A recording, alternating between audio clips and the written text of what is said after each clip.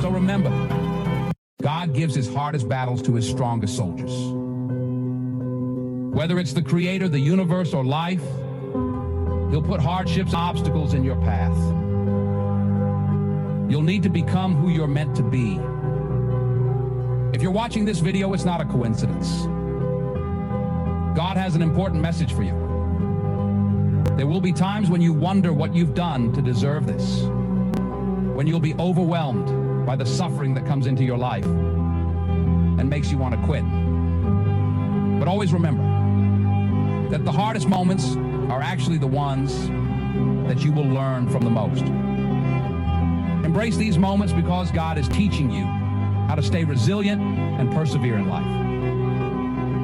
You never realize how strong you are until being strong is your only choice. Soon you will realize that some of your greatest pains will become your greatest strengths.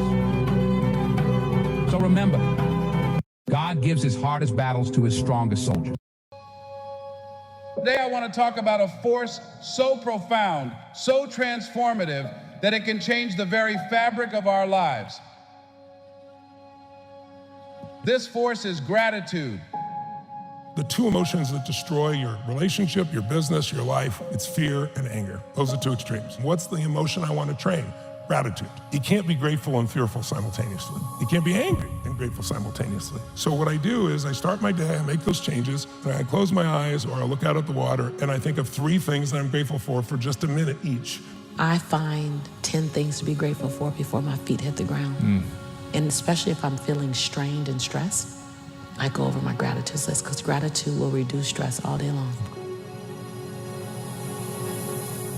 In the hustle and bustle of our daily lives, we often overlook the power of simply being thankful.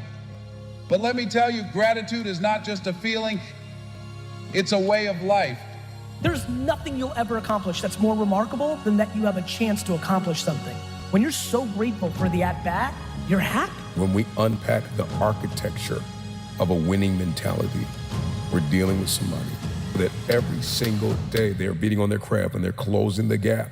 They are crystal clear about where they are and where they're looking to go. This is the type of person that's got tunnel vision. They move in the dimension of mindfulness and gratitude. Say thank you for your heart that knows how to mend when it's broken. Show gratitude for your composure that helps you control your emotions. I stand here in my greatness. I own my light. I own my brilliance. I am bold. I am courageous. I'm perfect in my imperfection. This is my time. This is my time. I'm bright enough. I'm old enough. I'm young enough. I've experienced enough. I'm wise enough. I understand that I am enough. Breathe. Own it. Own it. If you're in a state of gratitude, it makes total sense. Then you will accept, believe, and surrender the thoughts that are equal to that emotional state, and you could actually program your autonomic nervous system to make the pharmacy of chemicals that causes growth and repair to happen in the body. You start feeling gratitude, you start feeling more gratitude, you start feeling love, you start feeling more love, you start feeling kindness, you start feeling care, you start feeling appreciation, you start feeling creative, you start feeling inspired. You practice feeling those emotions, and you get that heart of yours back into balance. We discovered that once energy makes it to the heart, it's going right to the brain. They take 3 minutes and it's kind of like a blessing or a prayer for the people around me, for the people I love. And there's been a lot of studies that Dalai Lama and others have done on compassion for strangers, what it does to your brain. And then the last 3 minutes I call 3 to Thrive, where I focus for a minute each on something I really want to make happen. I give thanks for it as it's done. I see it as done. I experience it as done. I wire my particular activating system. So now it's going to notice anything that relates to that, but it has a joyous feeling to it as well. And I'm done in 10 minutes and I'm ready to rock and roll. I'm trying to get people to practice reframing their perspective. I practice gratitude every day. If I wake up in the morning and nobody I love passed away, or came down with a terminal illness, then my day starts off great. When I wake up today, every single day, I wake up grateful. I wake up happy. I wake up excited. Pause and reflect on what you're grateful for. This simple act can turn darkness into light, struggle into strength. Embrace the power of gratitude and let it be the foundation of your journey. Be grateful for life. Be grateful for your children. Hug your loved ones. You know, tomorrow's not promised. We all gotta fight. Because winning is not just an exterior thing. It is very much an interior thing. Winning has everything to do with your mentality. It has everything to do with how you talk, how you walk, how you think, how you overcome conflict, how you navigate a room, how you navigate relationships, how you manage your time, how you manage your money. Winning is not just an end thing. It's not just a crown or a trophy. It is the process. It is not just what I want. It is who I am becoming. Carry the power of gratitude with you. Let it illuminate your path, strengthen your spirit. Self-love is the cure to self-hate. If you want to be happy, you have to love yourself. Self-love is the cure to feeling depleted, feeling like you have nothing left, you have no energy. Self-discipline is self-love. Your journey will have unexpected stops. It will have curves, it will have hills, it will have valleys, you will have sunny days, you will have rainy days. But you have to decide, if I encounter rejection, if I encounter frustration, I will not give up. You will find the calm, the peace, the hope, the faith, the courage, the expectancy you need to live. If you never get married, you enough. If you never pass that law degree, you enough. If you never become a doctor, you enough. If you never get married, you enough. If you never have a child, you are enough like you are. And that's why God created you. You are enough. The first thing you got to realize is that you got to love yourself. It's about self-love.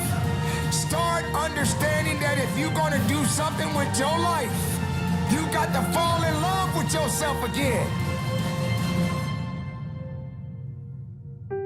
The moment you start talking about self-love, you start seeing, you turn that lens inward and you start coming in contact with your personal emotional history, right? You start, if I really love myself, how can I live a better life? It is time to be more selfish, where it's all about you and taking care of you. I like to think about it as this. You can be two things at once. You can be jealous of somebody, and you can also allow that to inspire you at the same time. You can be afraid, which is true, and you can still find the willpower to push yourself or discipline to push yourself forward. Human beings are very complex, and when you start to understand you're not just one thing, it gives you freedom to ride the waves of feelings, to ride the waves of experience, and to kind of go down and go, oh, this is a terrible thing, and know that you will be able to come out the other side of it. Every single good thing that happens in our lives, everything, comes at a cost. There's nothing for free. Somebody with an incredible career has no relationship with their kids. Everything comes at a cost, but at the same time, everything we struggle with has opportunity and lesson that goes with it. It's always balanced. And when something horrible happens in someone's life or something goes sideways, I always ask, but what did you learn? Life is about the pain of being alive. And when you know that, I find that very helpful to me. When I come back to that, I'm like, I'm struggling, I'm disappointed here, I wish this outcome had been different. But when I can come back to like, oh, but that's what life's all about. So what do I do now? You breathe it, you experience it, and then you move on and you heal in the doing. You've got to learn to be more resilient about these things because that is life. It's not a bed of roses. Life is tough.